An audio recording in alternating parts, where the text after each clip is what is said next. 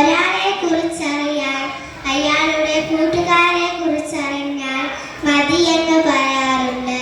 കൂട്ടുകാരന്റെ എല്ലാ സ്വഭാവവും അവനിലും കാണുമെന്ന് അതിനർത്ഥം. അതുകൊണ്ട് നാം കൂട്ടുകാരെ തിരഞ്ഞെടുക്കുമ്പോൾ ഉത്തമരായിരിക്കണമെന്ന് ഇവിടെ പ്രത്യേകം ഉണർത്തേണ്ടതില്ല.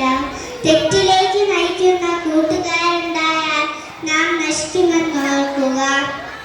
പ്രിയമുള്ളവർ, നിങ്ങൾ കേട്ടിട്ടില്ലേ, ചാരിയാൽ ചാരിയത് മണക്കുമെന്ന്? പഴമക്കാർ പറഞ്ഞതാണ് ഈ അനുഭവം. തന്നെ അങ്ങനെ പറയിപ്പിക്കുന്നത് കൂട്ടുകാർ കാരണമായി കുടുംബത്തിലും നാട്ടിലും ചീത്തപ്പേരുണ്ടാകുകയും ചെയ്യുന്ന എത്ര പേരുടെ വർത്തമാനം നാം കേൾക്കാറുണ്ട്.